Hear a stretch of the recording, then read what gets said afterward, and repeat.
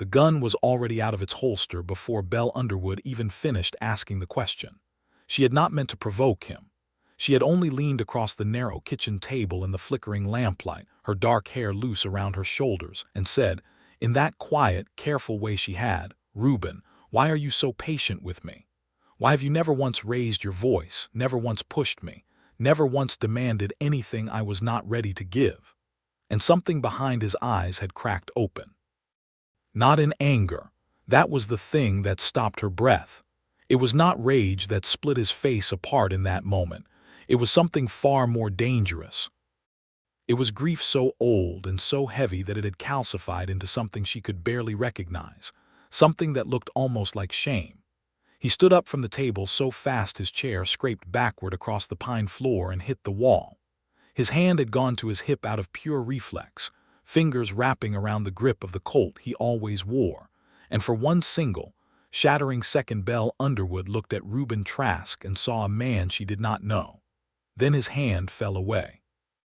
His whole body seemed to collapse inward, shoulders dropping, chest caving, and he turned away from her and pressed both palms flat against the kitchen wall and said nothing for so long she began to count her own heartbeats just to have something to hold on to.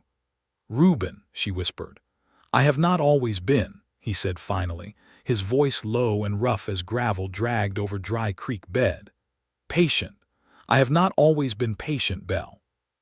He turned back to face her then, and his gray eyes were full of something she had spent the better part of 6 months trying to understand, something she had watched him bury every single morning beneath composure and quiet labor and steady, deliberate kindness. And in that moment, standing in the kitchen of the small ranch house outside Redemption, Texas, in the spring of 1878, Belle Underwood understood that she was about to learn the truth of the man she had come to love.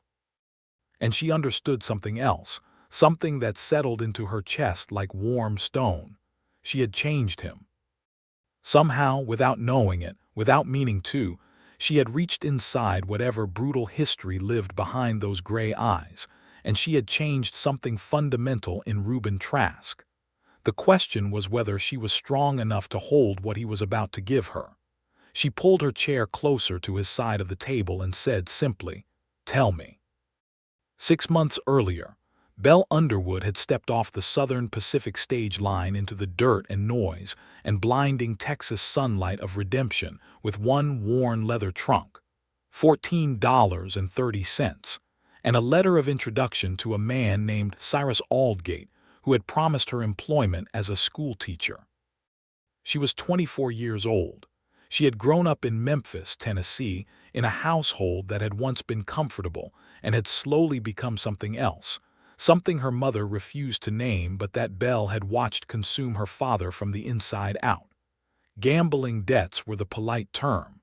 Ruin was the honest one.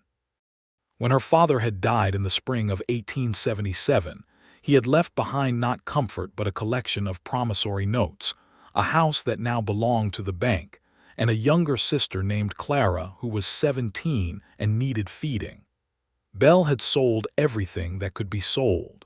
She had written to every school board advertisement she could find. And she had answered the one from Redemption, Texas, because it was the only one that answered back. The stage had deposited her on the main street of Redemption at 2:30 on a Thursday afternoon in October of 1877, and she had stood in the dust holding her trunk and her letter, and tried to look like someone who knew exactly what she was doing. She did not know what she was doing. Redemption was not large.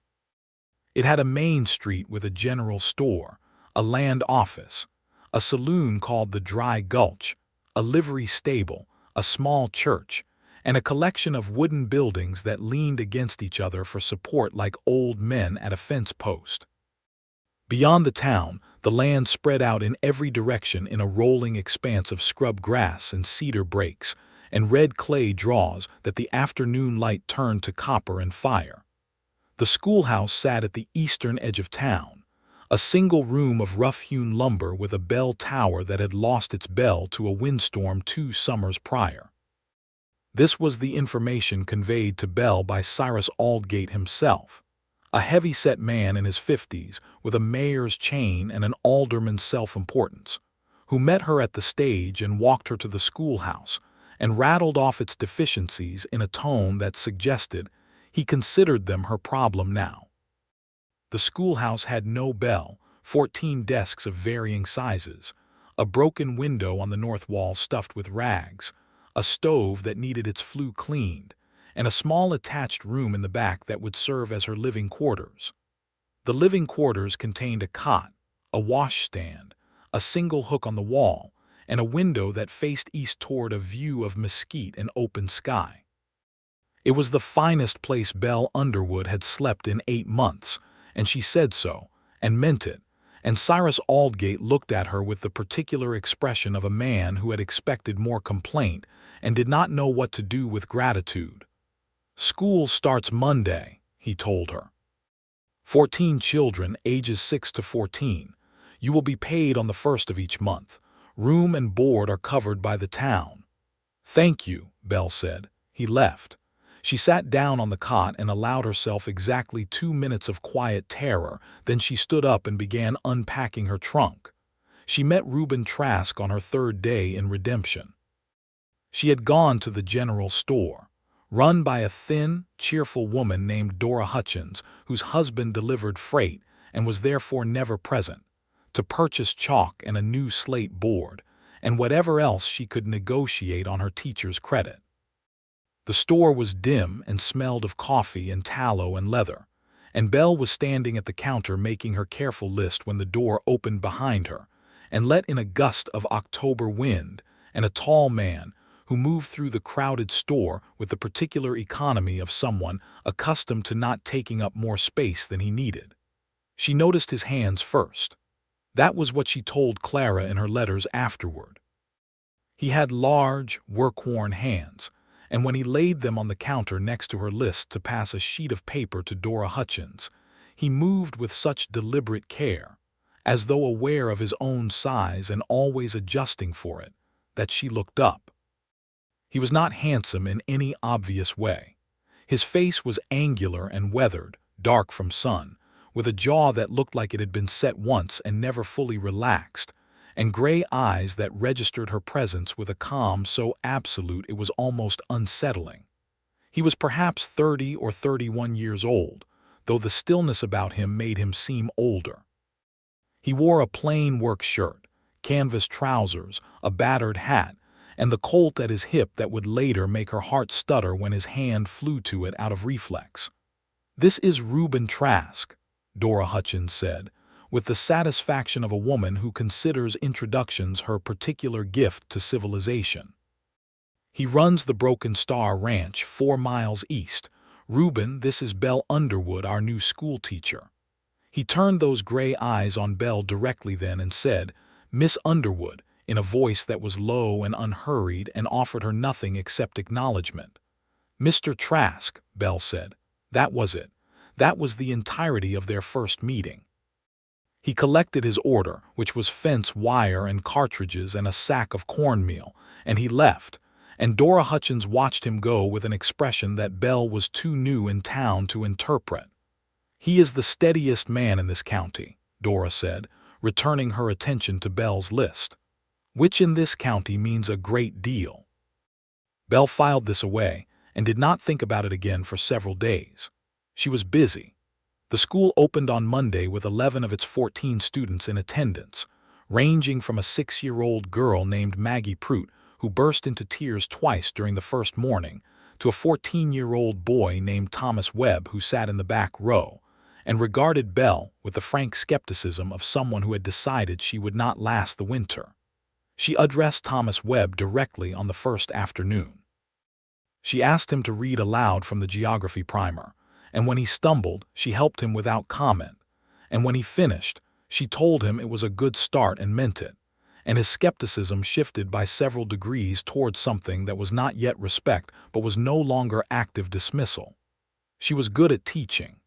She had always been good at reading people, at finding the particular approach that fit each particular child, at being patient in the way that teaching required. She did not think of herself as an especially patient person. She thought of herself as someone who had learned the utility of patience through long necessity.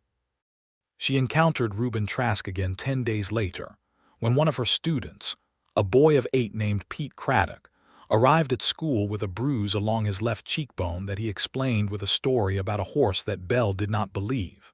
She believed none of the story. She kept Pete after school and asked him plainly what had happened, and Pete, who was 8 years old and already well practiced in the economy of difficult truths, said his father had come home from the dry gulch in bad temper. Belle walked Pete home herself. She knocked on the door of the Craddock place, which was a small listing structure on the south edge of town, and she spoke with Pete's mother, a thin, frightened woman named Ada Craddock who accepted Belle's presence with a mixture of relief and terror. Belle stayed an hour. She did not confront Ed Craddock, who was not home. She helped Ada Craddock put supper on the stove and she talked to Pete about his reading, and when she left she made certain Ada knew that the schoolhouse door was always open. She told no one about this visit except that Friday, when she mentioned it to Dora Hutchins at the general store because she wanted to understand whether Ed Craddock was a pattern or an exception in this town. And Dora Hutchins, who knew everything, said Ed Craddock is a pattern, and then looked past Belle's shoulder and nodded, and Belle turned and found Reuben Trask standing in the doorway again. He had heard. She could see that he had heard. He said nothing about it, only came to the counter and placed his order, but when he left and she went out after him to untie her horse from the post, he was standing next to his own animal and he said without preamble, Ada Craddock has a sister in San Marcos. She has been afraid to go because she cannot get herself and Pete and their things onto the stage without Ed finding out first. Belle looked at him. How do you know that? She told my housekeeper, who is her friend. He settled his hat. I am telling you in case it is useful. He mounted his horse and rode east. Belle stood in the street and thought about this for a long moment, and what she thought was that Reuben Trask had just handed her a piece of information and walked away without requiring anything from her. Not thanks, not conversation, not acknowledgement. He had simply offered what was useful and left. She filed this away too. The fall moved into winter and winter into redemption with a particular ferocity that Dora Hutchins said was unusual. 3 days of blue northern brought ice to the water troughs and kept the children home from school, and Belle spent those 3 days in her small room at the back of the schoolhouse with a quilt around her shoulders and a lamp burning against the dark, and the letters she wrote to Clara, long detailed letters full of the particular texture of this new place. She wrote about the land, which was unlike anything she had grown up with, open and enormous and relentlessly present, sky pressing down on red earth with nothing in between except the occasional cedar or live oak twisted sideways by the wind. She wrote about the people, Dora Hutchins and her cheerful practicality, Mayor Aldgate and his management of his own importance, the Reverend Calder and his wife who brought Belle a pie on her second Sunday and stayed 3 hours. She wrote about her students with the particular affection of someone discovering that she had been right about herself. She was a teacher. This was the right thing. She wrote about Reuben Trask only once, and only a little, only to say that there was a rancher east of town who had given her useful information, and who seemed to be a steady man, which was what Dora had said, and which was the only word she had for him yet. She did not know then that she would be given more words, many more. It was December, just before Christmas, when the broken stars well froze and Reuben Trask came into town for the first time in 3 weeks. Belle saw him from the schoolhouse window, which had been repaired by then because she had asked Mayor Aldgate about it twice, and she thought he looked tired. Not the ordinary tired of physical labor, which sat differently on a man, but the tired of someone who had been alone with his own company too long. She did not act on this thought. It was not her business. But 2 days later, she was walking back from delivering a package of Christmas candy to Pete Craddock, because Ada Craddock had in fact left in November with Pete and their belongings on the stage to San Marcos, while Ed was in the dry gulch, an event that Belle had helped coordinate, and that had given her the particular fierce satisfaction of a thing done properly. And she passed the blacksmith's shop and heard raised voices, and looked in and saw Reuben Trask, and another man she did not know, in the kind of argument that lives just one step from something worse.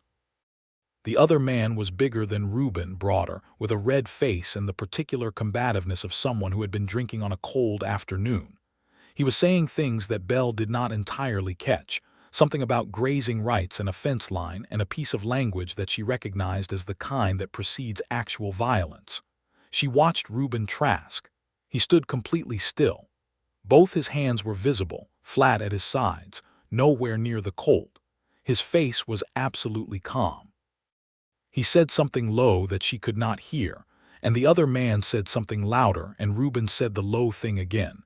And it was the third time she had encountered him, and the third time she had noticed this quality in him, this radical, almost impossible stillness, as though he had swallowed the capacity for sudden movement whole and kept it somewhere where it could not get out.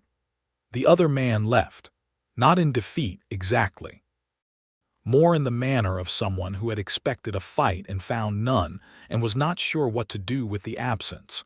Belle moved before she had made the decision to move. She stepped into the blacksmith's doorway and said, "Are you all right?" Reuben turned and looked at her, and for a moment his face showed something unguarded that was gone before she could name it. "Fine," he said. "That man seemed very angry. Harlan Greer. He has been angry about that fence line for 2 years. He will be angry about it for 2 more. He looked at her more directly. "You did not need to stop." "I know," Belle said. "I stopped anyway." A pause. The cold came in through the open door behind her, and the forge in the blacksmith's made its iron smell, and Reuben Trask looked at her with gray eyes that were doing something she could not read. "Thank you," he said finally. It sounded like a word he did not use often. "You are welcome," she said. "Merry Christmas, Mr. Trask." She walked back to the schoolhouse, and her hands were not entirely steady. After that they began to talk. Not immediately, not all at once. It happened the way winter thaw happens, gradually and then suddenly, and Belle was not sure afterward exactly when the gradual became the sudden. He came to town more often through January and February, which she told herself was simply the demands of winter supply runs and had nothing to do with her. And each time they encountered each other the conversation was a little longer, and the quality of his listening was a little more present. He listened the way very few people listened, fully, without the restless quality of someone waiting for their own turn to speak. When Belle talked, he attended to every word, and she found herself saying things she had not planned to say, noticing her own thoughts in the act of articulating them, and this was a new experience for her. She had always been the one who listened to others. She told him about her sister Clara and the situation in Memphis, and the $14.30 she had arrived with, and he absorbed all of this without pity, which was what she needed, without the particular condescending sympathy that reduced her circumstances to something to be managed rather than lived. He simply received the information as fact, as the shape of her life, and continued looking at her. He told her very little about himself. She noticed this. It was not evasion exactly. He answered what she asked directly enough. He told her he had bought the Broken Star 3 years prior with money that he had earned during years that he described only as before. He had a hired hand named Cody Bright who was 20 and cheerful and knew horses the way some people know music. He had a housekeeper, the woman whose friendship with Ada Craddock had provided the information about San Marcos, an older Tejano woman named Senora Vargas who had worked the ranch since before Reuben bought it, and whose presence he described with a brevity that barely concealed what Belle could tell was something close to gratitude.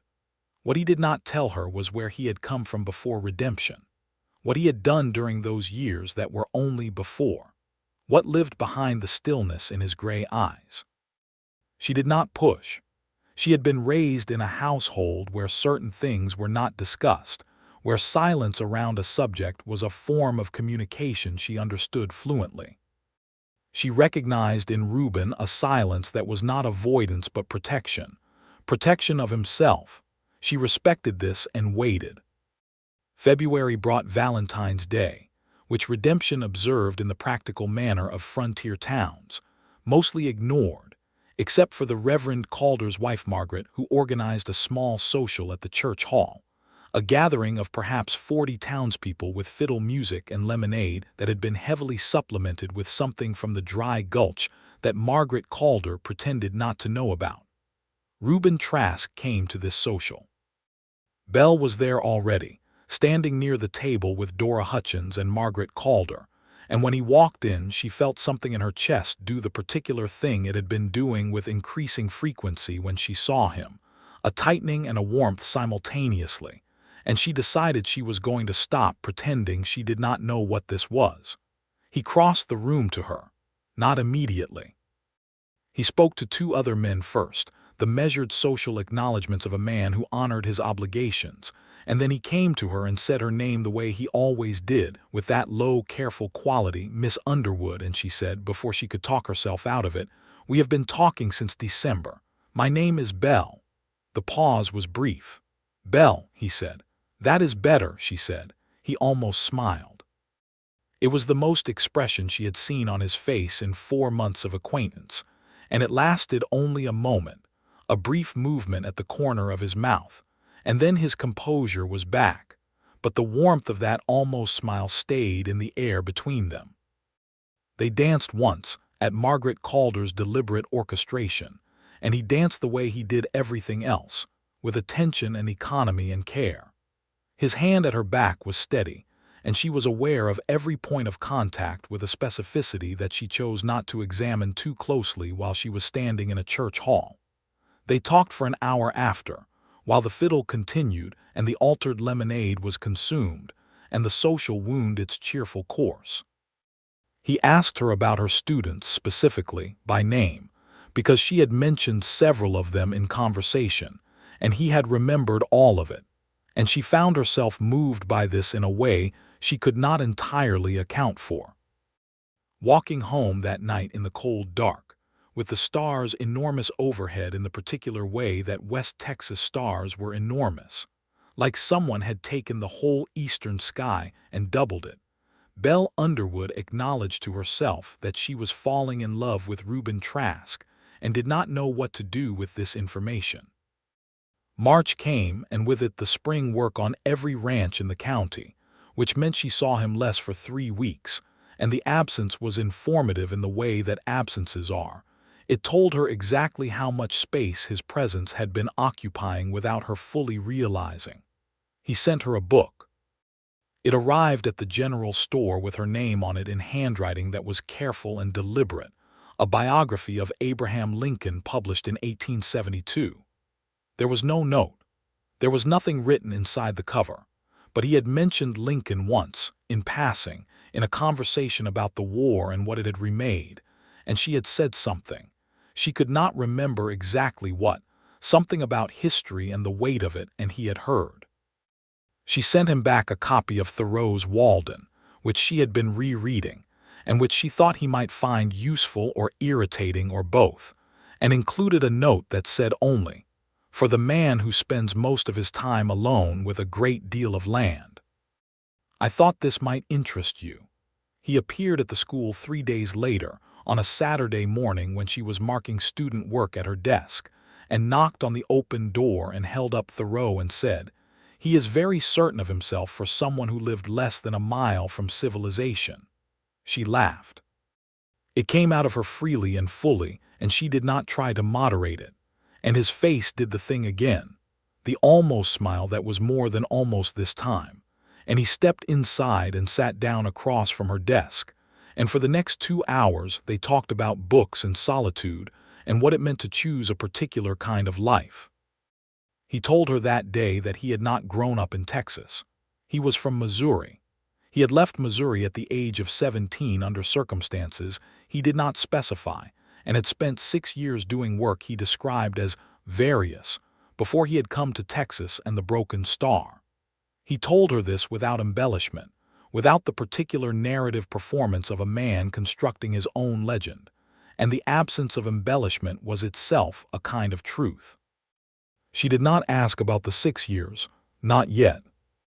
April was warm and bright, and redemption put away its winter coat, and the land around it turned green in the particular explosive spring way of the Texas hill country, bluebonnets and Indian paintbrush along every draw, and the cedar releasing its pollen in great yellow clouds, and the air smelling of something alive and urgent.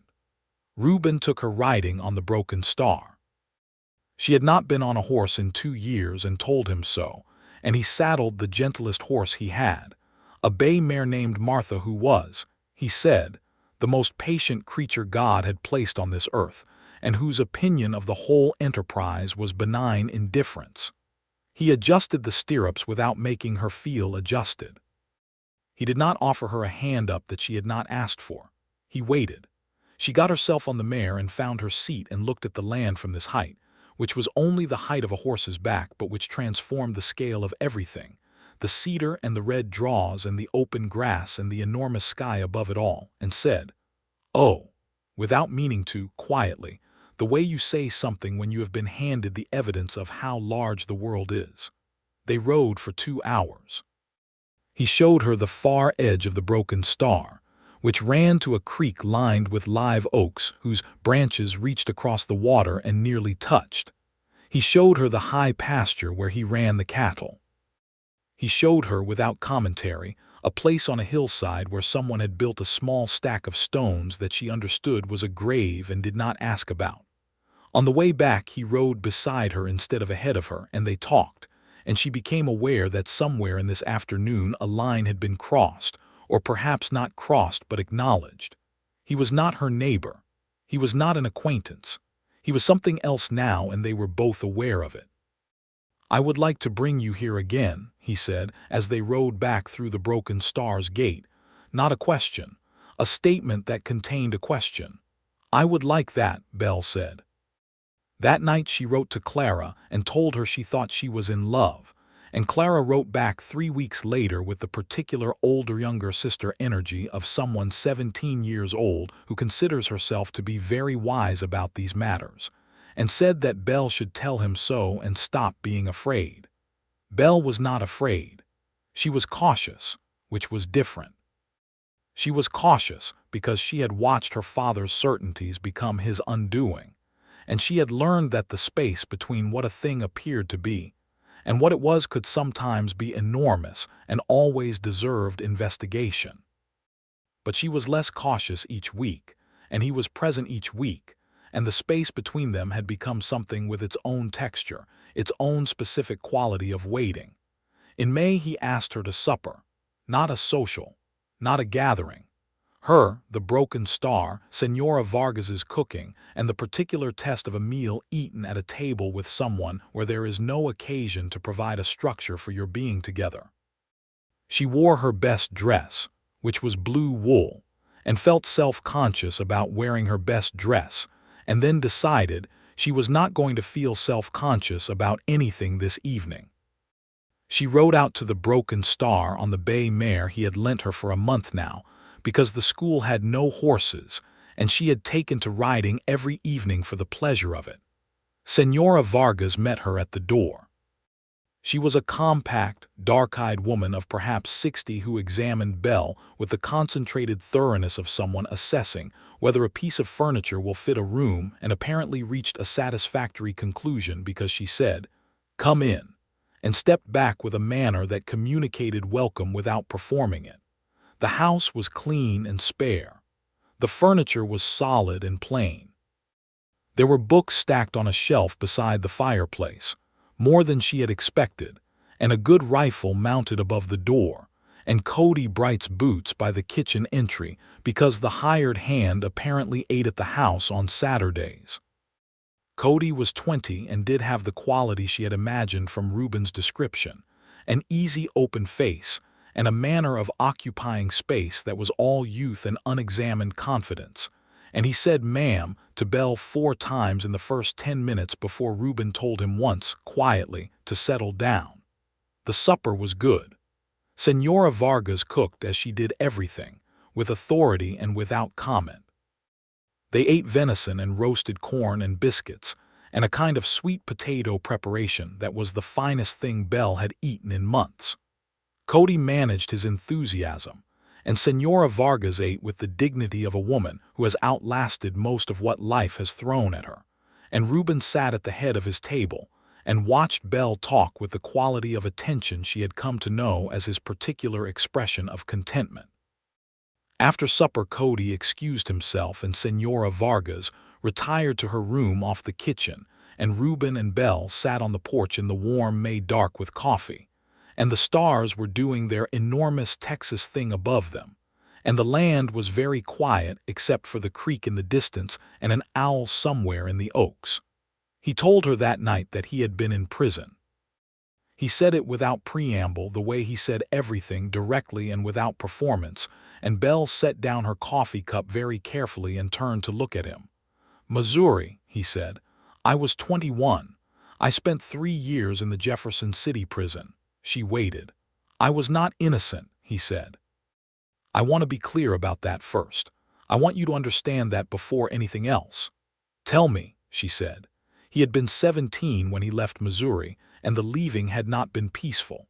His father had been a man of the sort she recognized from her own experience of ruin, a man whose appetites were larger than his character, and who had managed to make those appetites the problem of everyone around him. But Reuben's father's appetites had not been gambling. They had been crueler and more immediate. He did not describe in detail what those years had been. He did not need to, and she did not need him to. She understood the architecture of what he was telling her from the way he described the leaving, the particular manner of a 17-year-old boy who had packed what he could carry and gone with a deliberateness that was really desperation wearing a better face. He had ended up in Kansas City, and then in the company of men whose methods of making a living were outside the law. He said this simply. He said he had known, and that he had chosen, and that this was on him and no one else. The crime that had put him in Jefferson City had been, in his description, the least of what he had done in those years. A robbery that had gone wrong in the particular way that things go wrong when you have been living outside every decent boundary for long enough that you have stopped seeing the person on the other side of what you are doing as a person. Someone had been hurt, not killed, but hurt. 3 years in Jefferson City. He was 24 when he came out. "The man who ran the prison library," he said. "A man named Edwin Morse. He was the one who handed me a Bible, and then, when I had read it, handed me everything else he had. He told me that a man who could read carefully and think clearly could make himself into whoever he needed to be. I thought he was wrong for about a year. Then I thought maybe he was right." Belle sat with this. The night moved around them, warm and breathing. "I spent 2 years working cattle in the Panhandle," he said. "Honest work. Learning what honest work felt like, which was different than I expected. Then I came south and I found the Broken Star and I bought it." She said, "You told me you had not grown up in Texas. You did not tell me about the years between." "No," he said. "Why are you telling me now?" He looked at her. The lamp from inside the house threw light across the porch and she could see his face clearly, the set jaw, the gray eyes, and whatever it was behind them that she had been watching for 7 months. "Because I am not able to let this continue without you knowing," he said, "and I want this to continue." The honesty of it, the plainness of it, settled into Belle's chest and stayed there. She said, "You are the most careful man I have ever met." He said nothing. "I do not mean careful as an insult," she said. "I mean that you are the most deliberate person. Every word you say, every action, you are always deliberately choosing." "Yes," he said. "Is that why you are patient?" "Because you are always deliberate." He looked at the dark past the porch rail. "Partly," he said. She waited. She was learning his rhythms, the particular way he processed toward speech, and she did not crowd the space. "I was not always deliberate," he said.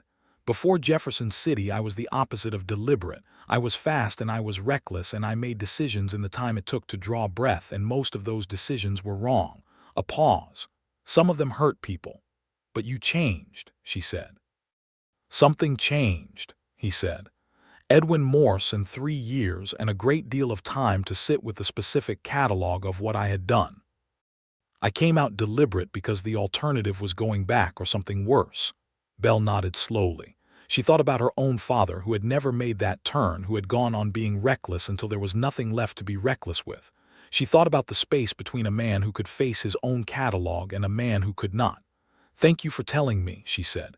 "You do not have to say anything else tonight," he said. "I know this is a great deal." "I am not going anywhere," she said. "If that is what you are worried about."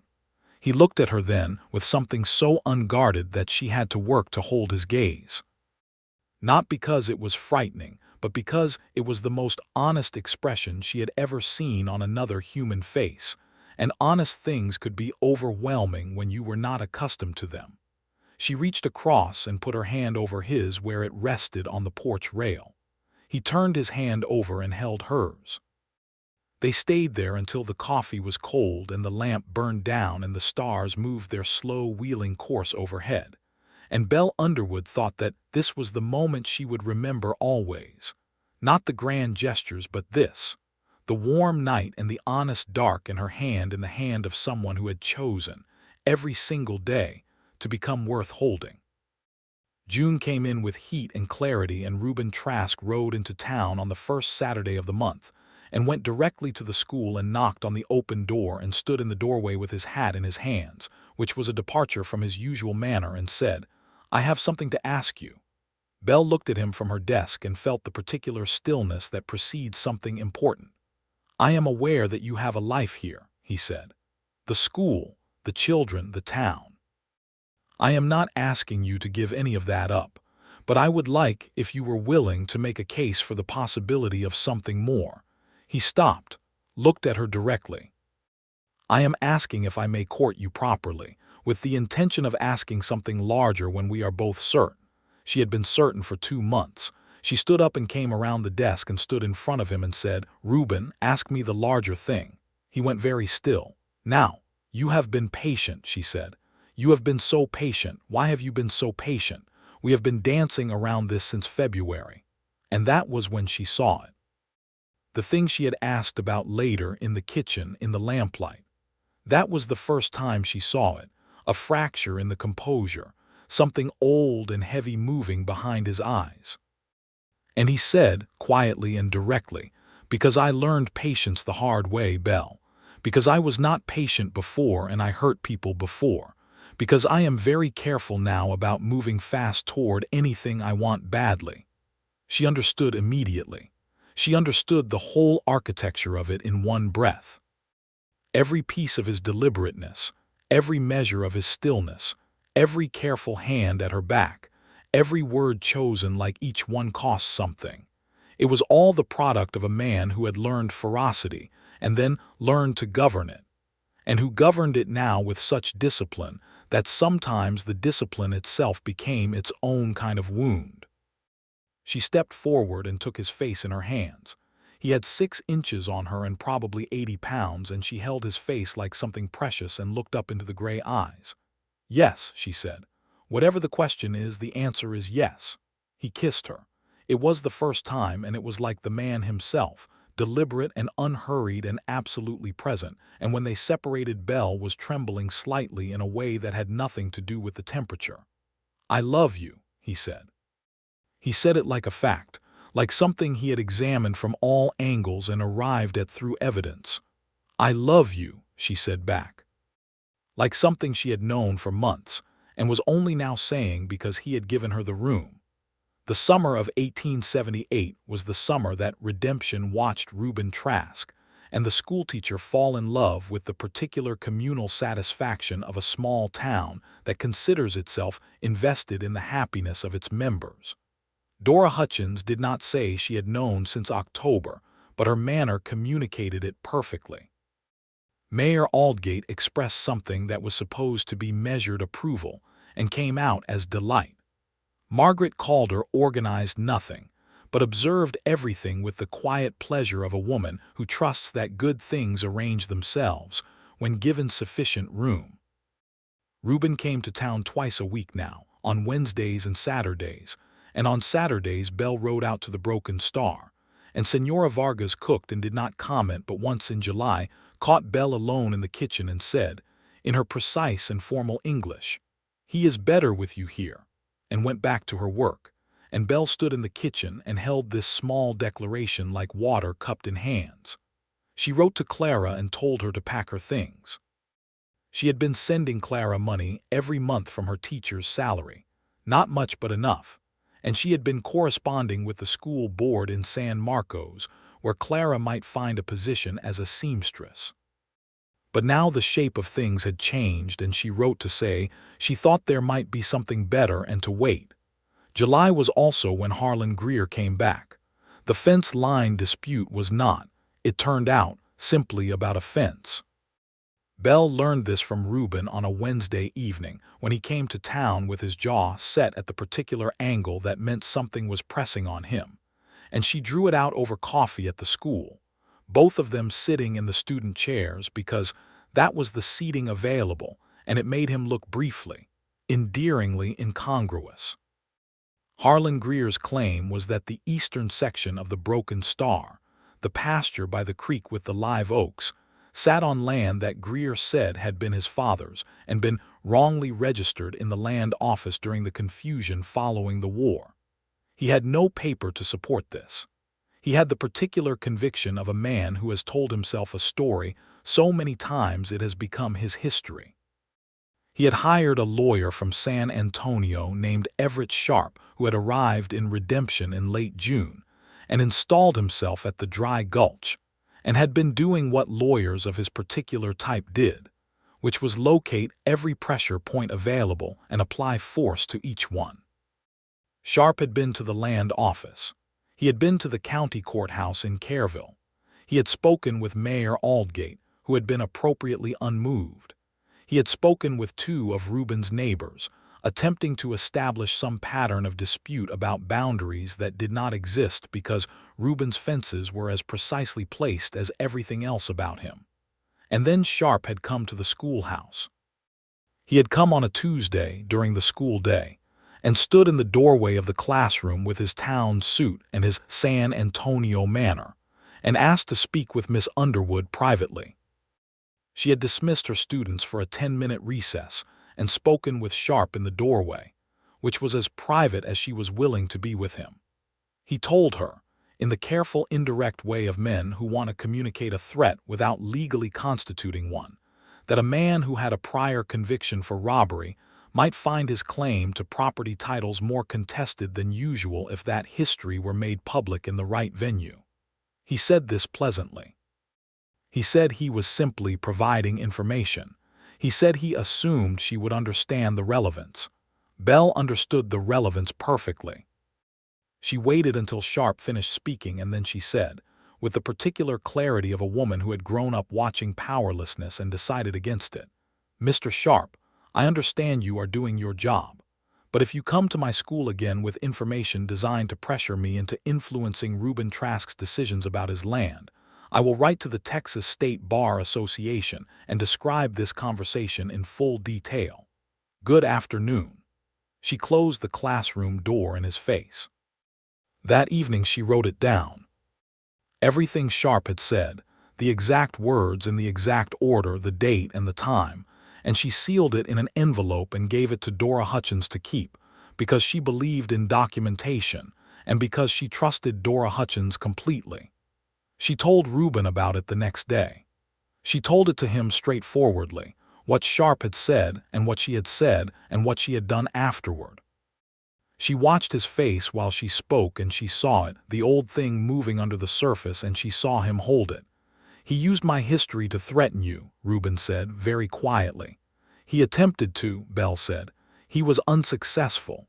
"Belle, I am not frightened of Everett Sharp," she said. "And I am not going to pretend to be. What I want to know is whether you have a lawyer." He looked at her for a long moment. "No, you need one." She slid a piece of paper across the desk to him. "I wrote to a man in Austin.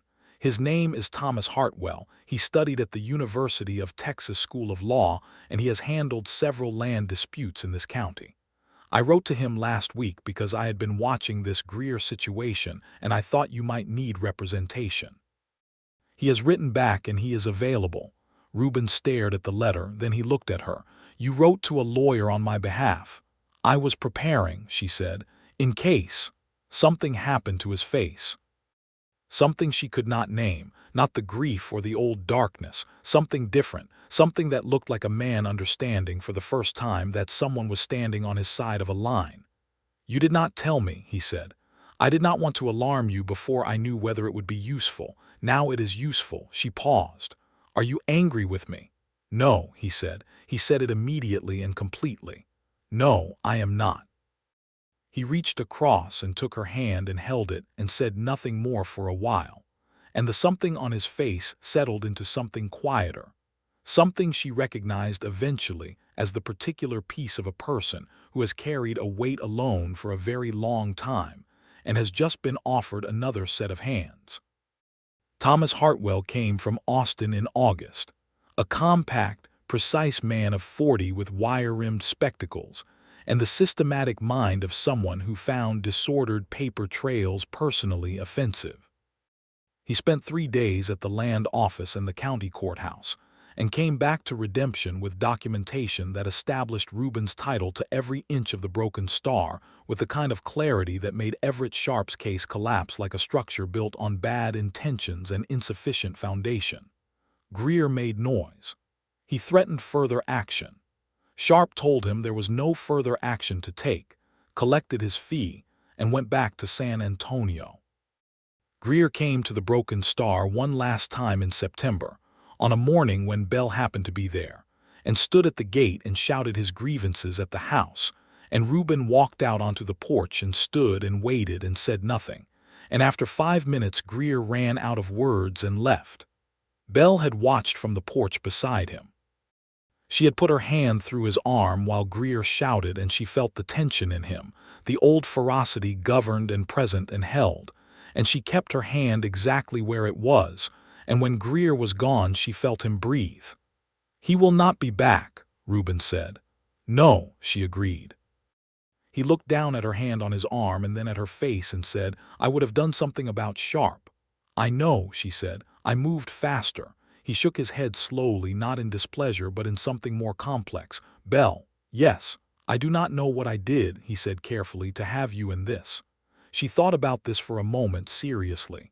"You were patient," she said, "and honest.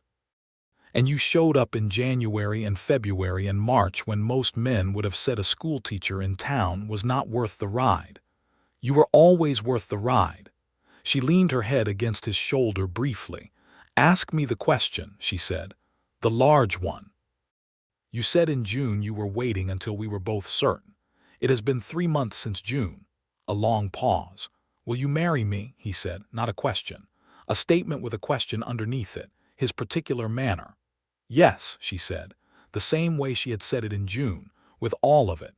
They were married in October, 1 year after Belle had stepped off the Southern Pacific stage into the Redemption dust with her trunk and her $14.30. The Reverend Calder performed the ceremony in the church. Margaret Calder organized it and did not pretend otherwise. Dora Hutchins cried from the front pew.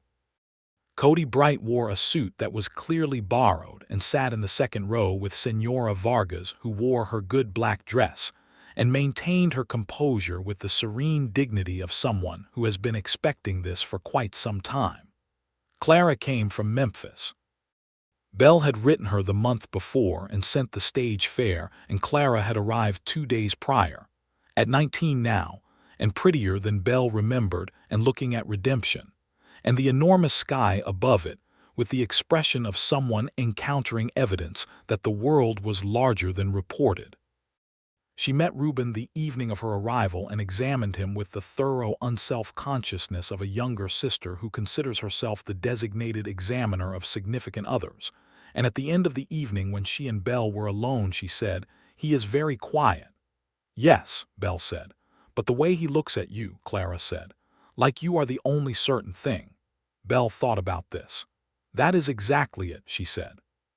The wedding itself was simple and attended by what seemed like most of Redemption, because small towns have that quality. The dress was white cotton that Belle and Margaret Calder had altered from a bolt that Dora Hutchins had ordered from San Antonio, with the particular combination of speed and discretion that Dora applied to most things she considered important. When Belle walked to the front of the church on Mayor Aldgate's arm, because her own father was gone and Mayor Aldgate was the standing male authority of redemption, and he performed this duty with a solemnity that was his finest self, she looked at Reuben standing at the altar and saw him see her. His face did not transform.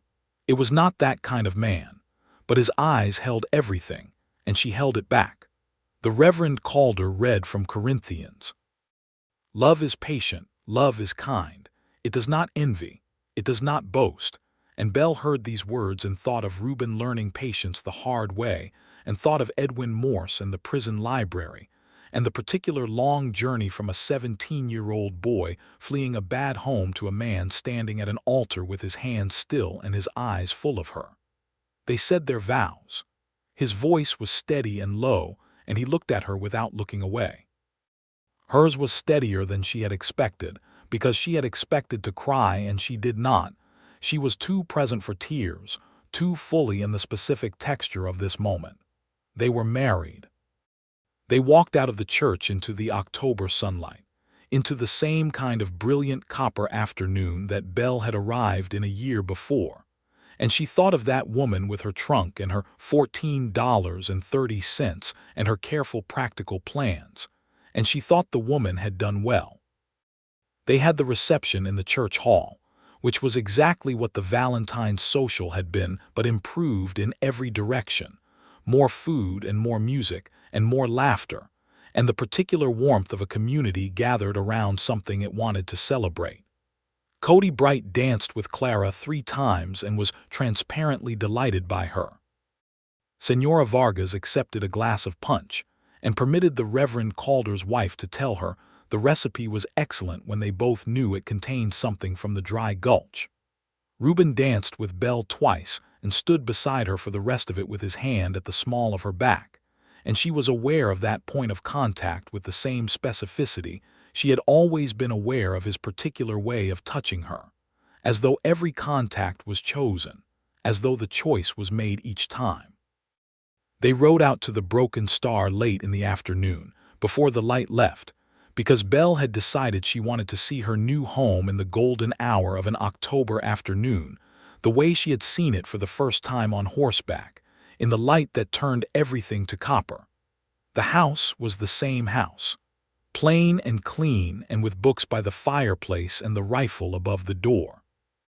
Senora Vargas had put flowers in a jar on the kitchen table and left for the evening to stay with friends in town, and Cody Bright had been instructed to find his own supper, and had done so with the easy compliance of a young man who understood which evenings required his absence. Belle stood in the middle of her kitchen, the kitchen she had sat in 6 months later with the lamp burning between them, and asked the question that had cracked him open, and she turned around slowly and looked at everything in it with the eyes of someone taking possession of a life. Reuben stood in the doorway and watched her. "You are home," he said. "We are home," she corrected. He came to her. He took both her hands. He looked at her with gray eyes that held everything she had watched accumulate in him over a year of Wednesdays and Saturdays, and honest conversations, and the gradual lowering of the particular walls that a man builds when he has learned that the world requires them. "I told you I was not always patient," he said. "You told me, and I told you why. You told me why." He lifted her hands briefly and held them against his chest where she could feel the steady beat beneath them. "I have been trying to understand," he said, "what it is about you that made it easier. And you never made me feel like the patience was performance," he said carefully. "Every other person I have ever been around, I was aware of managing myself, being careful, holding the old thing back. With you it is different. With you the stillness is not effort." Belle absorbed this. It was the longest speech he had made about himself, about his internal experience in a year of conversations. "What is it instead?" she asked softly. "It is something I want," he said, "not something I am afraid of losing. That is the difference. Before, the patience was fear. With you it is choice."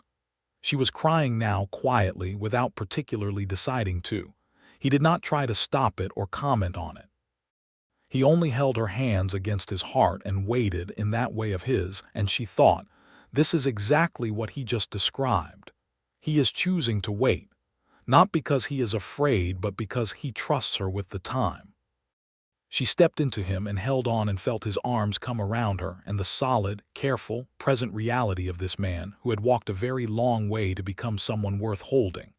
The winter was the best of her life, which surprised her, not because she had expected unhappiness, but because she had not expected this specific quality of happiness, the daily kind, the kind that lived in the ordinary texture of shared days. Reuben rose before dawn. She was not a before-dawn person, and he did not require it. He made coffee, which she found waiting when she came to the kitchen, and he was usually already outside before she got up, and they met again at breakfast when he came in from the first round of morning work. And this meeting was something she looked forward to with a specificity that delighted her. He had learned to say more.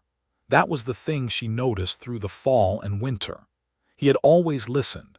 That had been his particular gift. But he was slowly acquiring the habit of speaking, of offering things unprompted, small observations and opinions, and occasionally a memory from somewhere in the long catalogue of his past that he was still, piece by piece, allowing her access to. He told her about Edwin Morse, the librarian, more completely than he had on the porch in May. He told her that Morse had died in 1875, and that he had not been able to find the man's family to write to, which was the thing he most regretted, not being able to tell Morse what had become of the investment. Belle suggested that Morse had known, that a man like that knew, and she watched Reuben hold this idea and let it settle. She told her students about the library. She told them that the most powerful thing in the world was a book and a willing mind, and she told them this with the authority of someone who had seen the evidence. Clara wrote in November to say she had found a position in Memphis and was doing well, and wrote again in December to say she was walking out with a young man who worked at the print shop and was very kind, and would Belle approve. Belle wrote back that she would need to meet him first, but that Clara's judgment had always been better than their father's, and she trusted it. Clara wrote back that this was the nicest thing Belle had ever said to her. Senora Vargas's presence in the house became something Belle valued in a way she had not fully anticipated. The older woman was not effusive. She did not offer a great deal of conversation. But she was a steady, capable, warm presence, and over the winter Belle learned a great deal from her about the management of a working ranch household, and about the particular herbs that grew along the creek, and about the history of the Broken Star land before Reuben had bought it, which went back to a Mexican land grant in the 1840s and had a long, complicated story of its own. Belle taught through the winter with the particular pleasure of work you are right for. Her 14 students had settled into their patterns with her and she with them. Thomas Webb, the skeptic of the first day, was now one of her best readers and had developed an interest in history that she fed carefully. Maggie Prout, who had cried twice on the first morning, was now a confident 6-year-old who had strong opinions about arithmetic. Pete Craddock was gone, in San Marcos with his mother, but she had a note from Ada that said he was doing well in his new school and had made friends. She thought about Ed Craddock sometimes and about the question of justice and its absence, and she talked about this with Reuben on a cold January night by the fire when the whole difficult subject came up, because she had heard Ed was still in redemption and still going to the dry gulch, and she was angry about it, the clean, deep anger of someone who has a clear moral accounting. Reuben listened to all of it. And then he said, "You cannot make justice happen for Ada and Pete from here. You already did the most important thing, you got them out." "It is not enough," she said. "It is not," he agreed. "But it is what was possible, and you did it. That matters." She leaned against him on the settee and thought that this was what she meant about the daily texture of it, not the grand moments but this.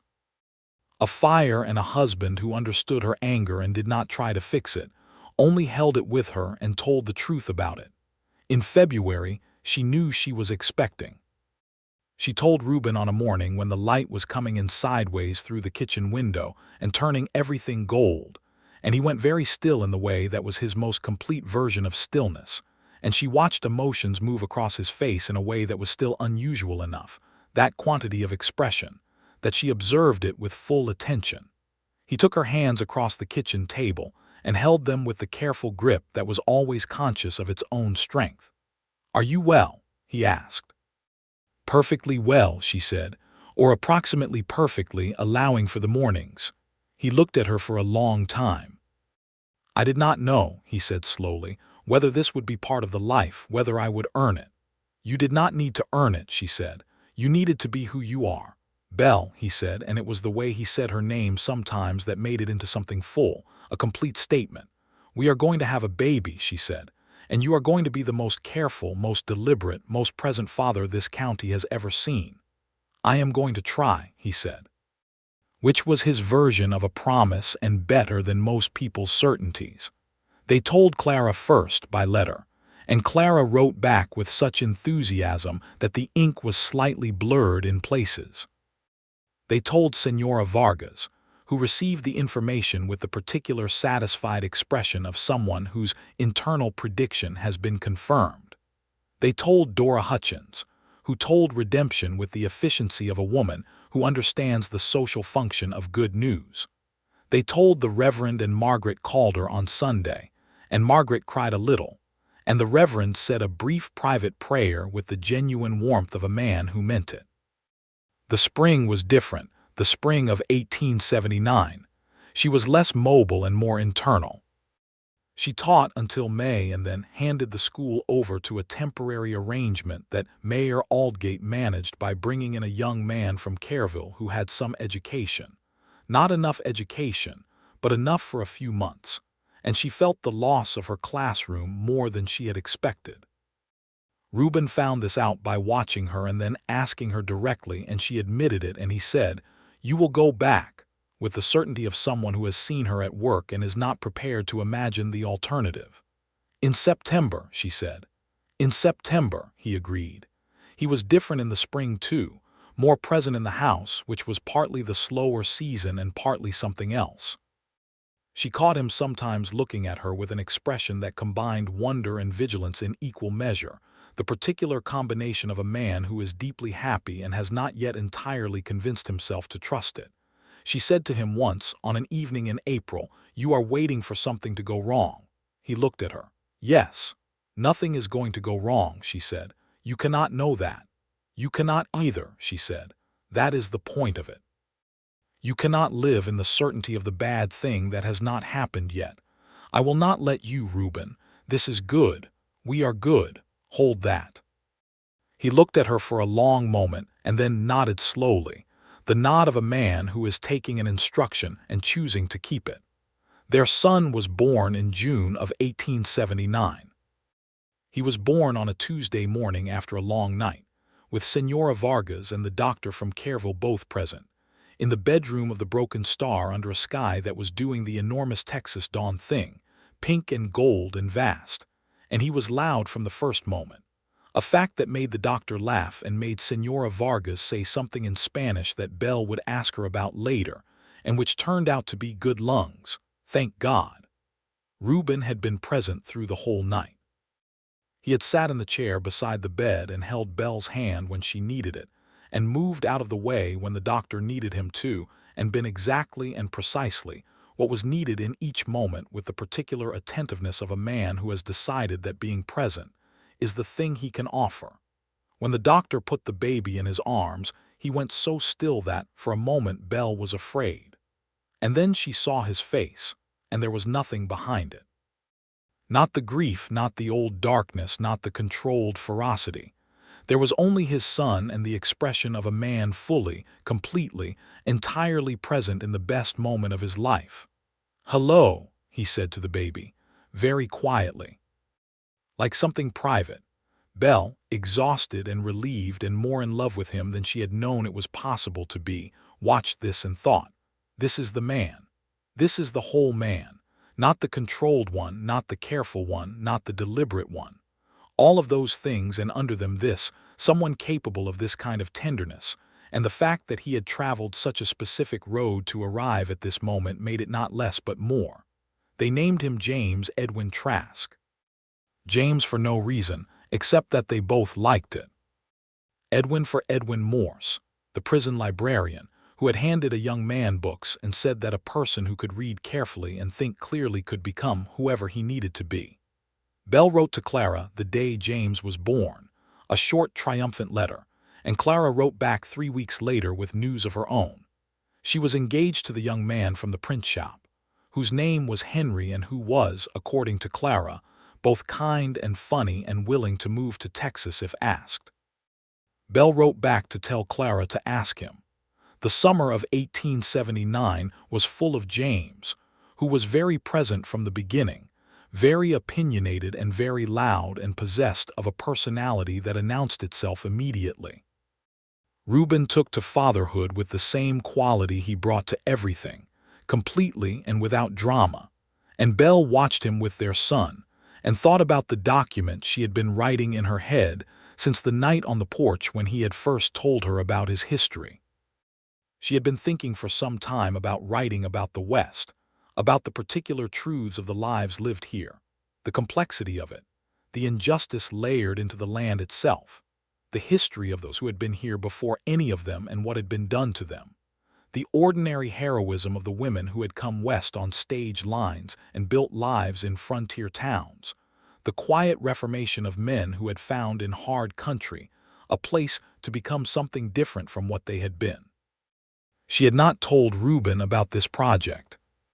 She told him in August on a Saturday evening when James was asleep and the house was quiet, and she said she wanted to write seriously, not for publication necessarily, but because the stories deserved to be recorded. He looked at her across the table and said, "When will you write?" "Evenings," she said, "and I will continue teaching." "Then you will need a better desk," he said. He said it simply, as a practical response to a practical situation. There was no debate about whether she should do it, no performance of support, only the direct acknowledgement that she was going to do a thing and therefore needed a better desk. She loved him so much in that moment that she could not speak for several seconds. He built her the desk himself in September, in the 2 weeks before she returned to the school. It was solid pine, larger than the one in the schoolroom, with drawers down one side and a surface big enough for papers spread wide. He put it in the corner of the bedroom where the east window caught the morning light, and when he showed it to her, she ran her hands over it and thought of Edwin Morse and the library and the long chain of small, deliberate kindnesses that had brought her here, to this desk, in this house, in this life. Clara and Henry arrived in October. Henry was a fair-haired, amiable young man of 22 who had the print shop man's particular love of precision, and also, it turned out, an interest in setting up a print operation in Redemption, which had no newspaper and which Mayor Aldgate, to his enormous credit, recognized immediately as a civic deficiency and proceeded to help Henry address.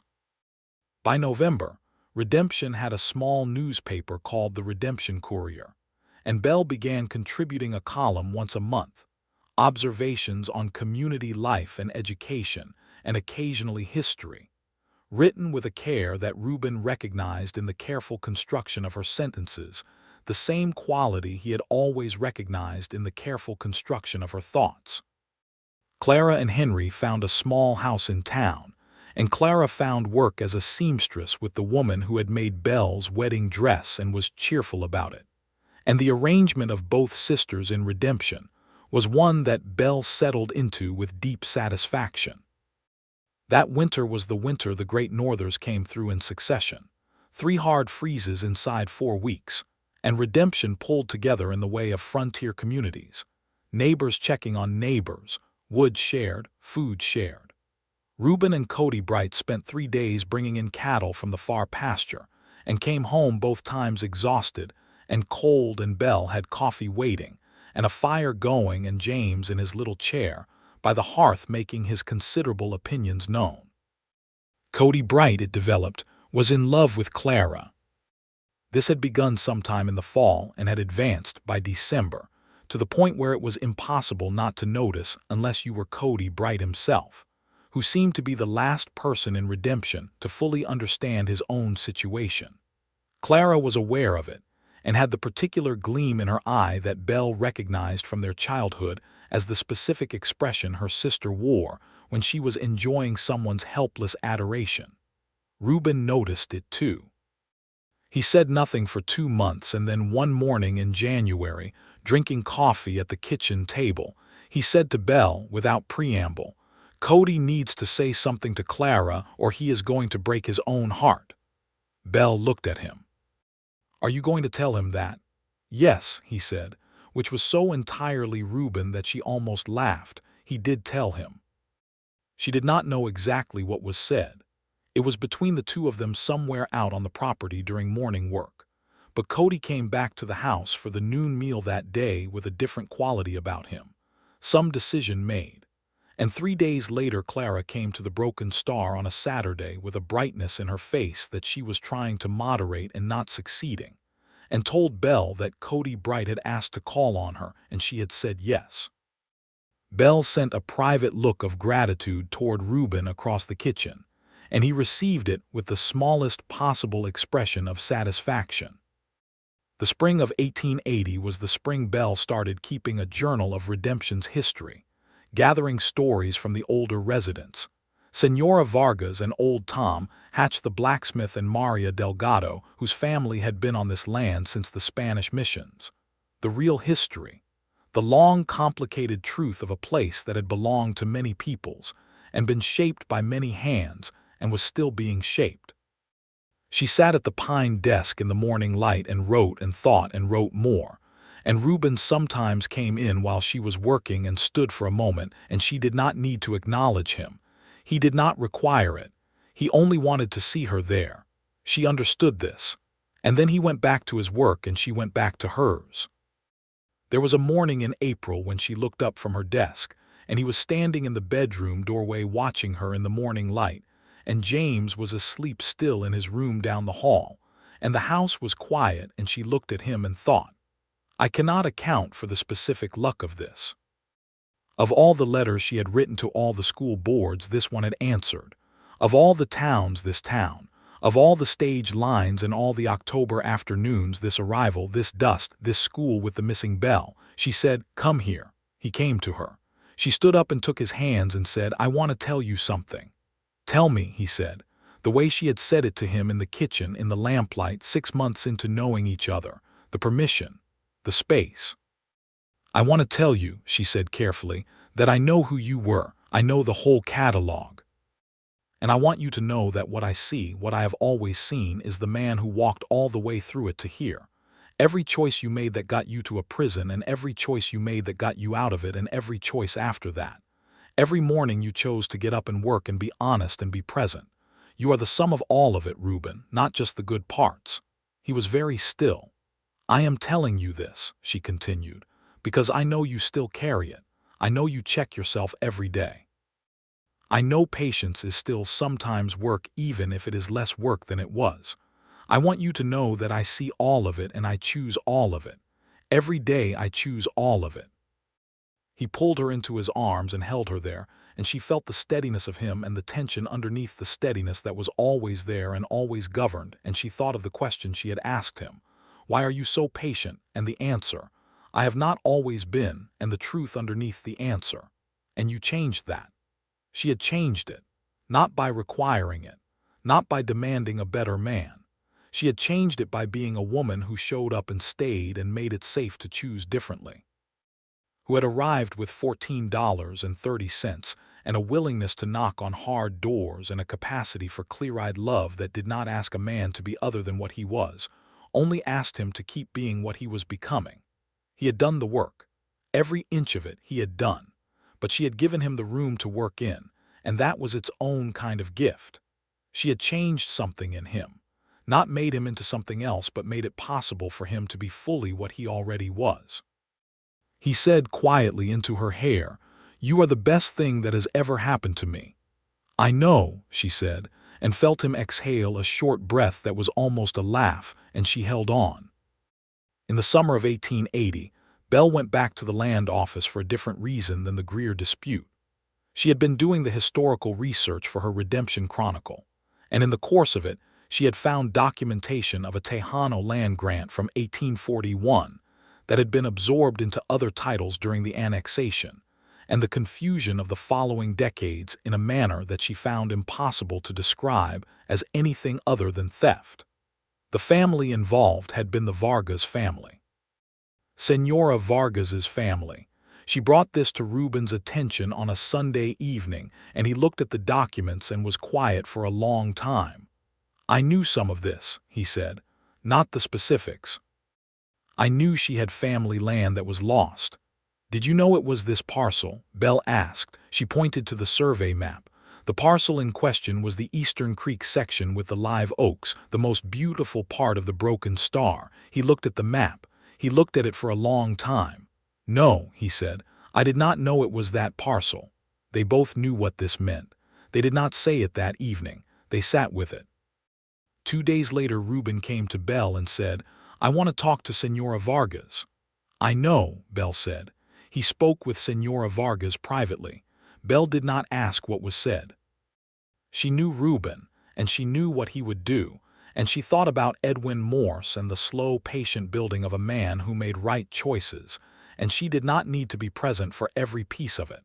The outcome was this. Reuben deeded the creek parcel back to Senora Vargas. Not all of the Broken Star. The original grant had included land now occupied by several other families and the town itself, and the legal complexity of a full restoration was beyond what the 1880 Texas Land Office was equipped to manage. But the creek parcel he could deed, and he did. He had Thomas Hartwell back from Austin for a week to handle the paperwork, and when it was done, Senora Vargas owned 30 acres of live oak bottomland along a good creek in Texas, and a small stone had been set correctly in a very long wall of injustice. Senora Vargas said very little about it. She came to supper the evening the deed was transferred, and she sat at the table and served the food she had prepared with the same authority she always had, and at the end of the meal she said, to both of them, in the particular weight of a woman who means what she says, "You are good people." And then she cleared the plates. Belle wrote about it in her Redemption Chronicle. She wrote about it honestly, about what had been done and who had done it, and what a small piece of restoration looked like in the face of a large history of wrong. She did not make it simple. She did not make it complete. She made it true. Cody Bright and Clara were married in the fall of 1880 in the same church where Belle and Reuben had been married, and redemption turned out with the same communal satisfaction, and Reuben stood at the front as Cody's witness, with the particular quiet pleasure of a man watching someone he is fond of do a good thing. Clara was radiant. Cody could not stop smiling. Belle stood next to Reuben through the ceremony and thought about October 2 years ago and the stage and the dust and the copper light. By the spring of 1881, James was nearly 2 and destroying everything within reach with the focused commitment of a toddler who considers the physical world an experiment. He was also beginning to talk, which he did at volume, and Senora Vargas had already demonstrated that she had strong opinions about child rearing, that she intended to exercise regardless of whether they were requested. Reuben with James was the sight she came back to most often in her mind. The way he got down on the floor with the boy. The way he explained things, even things the boy was too young to understand, with the same patient, careful language he used with everyone. The way he sometimes carried James on his shoulders out to see the horses, and James would grip his hair with both fists and Reuben would walk steadily and carefully as though carrying the most important cargo he had ever been entrusted with, which was the truth. She was expecting their second child by early summer of 1881 and told Reuben on a morning that was almost the same morning as the first time, same kitchen, same sideways gold light, and he did the same stillness, and this time she saw no uncertainty in it. Only joy, clean and full. "A brother or sister for James," he said. "If James cooperates," she said. "He has strong opinions about sharing." "He will cooperate," Reuben said. "You cannot know that." He looked at her and she looked at him, and they both started laughing at the same time, which was not something that happened often and was therefore something she held in her chest when it did, the particular gift of laughter with someone you love entirely. Their daughter was born in January of 1882. They named her Alma, for no reason except that they both felt it suited her. She was smaller and quieter than James had been, with her father's gray eyes, and she looked at the world from the beginning with a particular assessment that Belle recognized as Reuben's quality made tiny and new. James was 2.5 when Alma arrived, and his cooperation was, as Belle had predicted, conditional. He required significant negotiation about the new occupant of his mother's attention, and Reuben conducted these negotiations with the patience of a diplomat, and eventually James was persuaded that Alma was his, and he would protect her, which was the framing that worked. And from that point, his cooperation was total and occasionally aggressive in its application. Senora Vargas was in her element.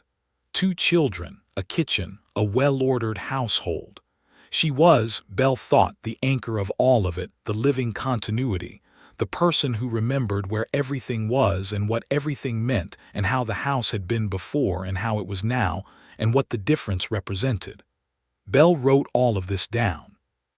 She wrote the history of redemption and the history of the people in it, and she wrote the love story too, her own, because it was as much a part of the history as anything else. The woman who had arrived with $14.30, and the man who had walked a very long road to learn who he was, and what they had made together. The spring of 1882 was when Harlan Greer died, quietly, of a fever, and his family sold what remained of his operation and moved north. Belle wrote a brief factual paragraph in the Redemption Courier, because the Courier acknowledged all the deaths, and she wrote it without satisfaction or malice, only with the plain truth of a life that had been difficult and now was finished. Reuben said nothing about Greer's passing. He had not hated the man. He had only held his own ground against him and waited. In the fall of that year, 1882, a letter came from Jefferson City, Missouri. Belle was at the school when it arrived. Reuben brought it to her that evening unopened, and she saw from his face that he recognized the return address. She waited. He opened it. He read it standing at the kitchen table while she held Alma on her knee and James sat on the floor with his wooden blocks making architecturally ambitious decisions. She watched his face while he read. His face did the thing. The old thing, the grief and the weight of the past. And then slowly it did something else. Something resolved. He handed her the letter. It was from a woman named Sarah Morse, Edwin Morse's daughter. She had been 12 years old when her father had been the librarian at Jefferson City. She had grown up and married and had her own children, and had recently, in going through her father's things after her mother's death, found a journal her father had kept during his years at the prison. Edwin Morse had written about the men he worked with, and he had written about Reuben Trask. He had written, "The Trask boy is the one I think about most. He has the quality of a man who has not yet finished becoming himself. I believe he will finish well." Sarah Morse had tracked him down through the Broken Stars land registration in the Texas records. She had written to say that her father had believed in him and that she thought he should know. Belle read the letter and then looked at Reuben. He was standing at the kitchen table with his hands flat on the wood and his head slightly bowed, and she could see from the set of his shoulders that he was holding something with everything he had. She stood up and put Alma carefully on the rug beside James, who immediately tried to share his blocks, and she went to Reuben and put her hand on his back and said nothing. She stood beside him and kept her hand there while he held whatever he was holding. After a while he lifted his head and looked at the far window. "He knew," Reuben said. "He knew," Belle agreed. "He said he thought I would finish well." "You have," she said. "You are." He turned and looked at her with gray eyes that were wet, which she had not seen before, and he did not look ashamed of it, and she thought this was the most important thing, the absence of shame in the grief, the ability to feel it without flinching from it. She wrote back to Sarah Morse that evening. She wrote to tell her who Reuben had become, the The ranch, the town, the work, the family, the land deeded back to Senora Vargas, the children, the desk in the morning light. She wrote to tell Sarah that her father had been right, and that this mattered more than she could express in a letter from Texas in the fall of 1882, but that she would try to express it anyway. She told Reuben what she had written. He read her letter before she sealed it and looked at her afterward and said, "You wrote about Senora Vargas." "Of course," she said. "You wrote about Edwin," he said, referring to their son's middle name. "Of course," she said again. He folded the letter gently and gave it back to her to seal. "Thank you," he said. Sarah Morse wrote back the following spring, a warm and full letter about her own family and her children and her memory of her father. A man who had believed, she wrote, that the most important thing he could do with his particular position was hand books to people who needed them and get out of the way. She said she intended to name the correspondence collection after her father if she ever organized his journals properly, and could she include Reuben's story? Reuben said yes. The years moved. Redemption grew. The Redemption Courier became a real newspaper under Henry's management and Belle's occasional contributions. The school grew too. More students. A second room added by the town in 1884. And Belle spent nearly a decade in that school watching children become readers and readers become people who carried the world inside them wherever they went. James grew into a boy who was his father's particular combination of quiet and fierce, who said little but meant everything he said, who had his mother's instinct for the specific person in a room who needed attention and his father's patience in applying it. Reuben watched his son develop these qualities with a pride so profound it was nearly indistinguishable from awe. Alma grew into a girl who was entirely herself, fearless and precise, with gray eyes that catalogued everything, and a voice that she deployed with her grandfather's precision and her grandmother's warmth. She was Senora Vargas's particular favorite, which Senora Vargas expressed by teaching her everything she knew about herbs and cooking, and the old Spanish names for everything on the land. They had a third child in 1885, a boy they named Thomas, for Thomas Hartwell, the lawyer who had come from Austin twice and been both times worth having. Thomas was the most immediately sociable of the three, with Belle's ease among people and a face that was entirely his own, and Redemption adopted him as it adopted everything that came from the Broken Star, with the proprietary warmth of a town that felt itself to be involved in the story. Senora Vargas was aging, but she was not slowing, or rather she was slowing in the way of someone who has chosen to slow, carefully and on her own schedule, and the creek parcel was her particular domain. She kept a small garden there in the bottomland under the live oaks, and she went there in the afternoons, and Belle thought this was the most right thing she had ever witnessed, a woman in her garden on her own land. Clara and Cody had children too, 2 daughters and a son, and the Bright children and the Trask children ran between both households with the freedom of children who have many adults who love them and sufficient space to move in. Redemption was becoming a town of connected families, of people who had arrived at different times from different places and grown into each other. Belle finished her Redemption Chronicle in 1886, and Henry printed it, bound it, and Dora Hutchins sold it at the general store.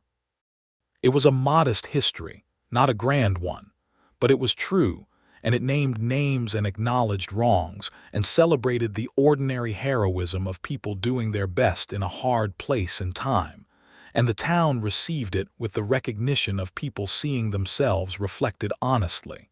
She gave the first copy to Reuben. He read it over 3 evenings at the kitchen table after the children were in bed, and she watched him read the parts about himself, the objective third-person account of a man who had walked from Missouri to Texas carrying a history and had built something worth building. She watched him read and kept her own expression neutral, because she did not want to perform this for him, and when he finished he set it down and looked at her across the table. "You wrote the truth," he said. "I always write the truth," she said. It is more generous than the truth sometimes. No, she said. It is exactly as generous as the truth. The truth is generous about you, Reuben. You just have not always believed it. He looked at her for a long moment. I believe it more than I used to, he said. I know, she said. She reached across and took his hand on the table, the big work-worn hand that had been the first thing she had noticed about him 17 years before in Dora Hutchins's store on a cold October afternoon. And she held it and thought about all the evenings they had sat at this table and all the conversations and all the careful truths offered and received and all the patience, chosen every day, both of them choosing it because they had each found in the other something worth the choice. The last chapter, he said. You did not show me that before printing. No, she said. He had read it, the last chapter, which was titled simply What Was Built, and which was about not the historical arc of redemption but the daily texture of a life lived in it, the school and the newspaper and Senora Vargas's creek garden and the children running between houses and the quality of the West Texas sky on an October afternoon. You ended it with us, he said. I ended it with us, she agreed. He turned his hand over under hers and held it with the same careful grip she had felt the first time on a church hall dance floor 30 years before, the grip of a man who was always conscious of his own strength and always chose gentleness. Reuben, she said. Yes. Are you happy? He looked at her. The gray eyes were older now and the face had more lines and the jaw had relaxed, finally, into something that was not quite the constant set of his younger years. And behind the eyes there was no grief anymore. Or rather there was grief, the ordinary kind, the kind every person carries for what is lost and what cannot be recovered, but the grief was not the dominant thing. The dominant thing was this kitchen, this table, this woman's hand in his. Yes, he said, simply. In the way he said the most important things, she squeezed his hand. Outside, the broken star was quiet under the enormous Texas sky, the land that had been the Vargas family's and was now, in the complicated accounting of history, both Reuben's and returned, a place that carried its whole story in the red clay of its draws and the live oak shade along the creek. Inside, their children slept. Senora Vargas was in her room with the night quiet around her. The lamp made its warm circle on the table. Belle Underwood Trask had arrived in redemption with $14.30 and a letter of introduction and the practical, clear-eyed conviction that a life worth living required the willingness to build it. She had built it. They had built it. Piece by careful piece, with patience chosen daily and honesty offered freely and love that had grown from that first October into something that was not smaller for being ordinary, but larger. He had not always been patient.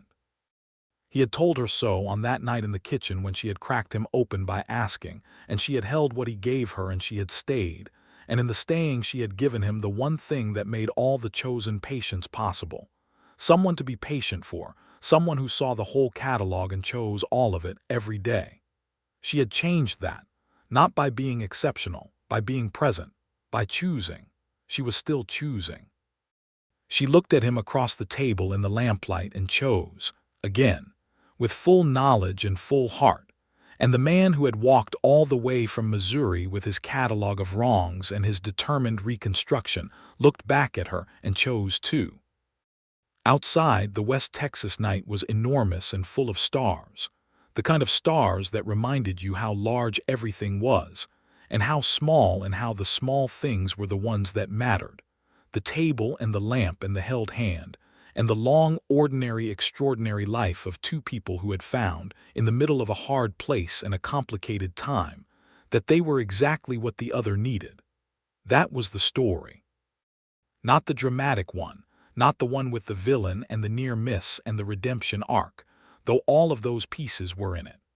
The real story was smaller and truer than any of those pieces.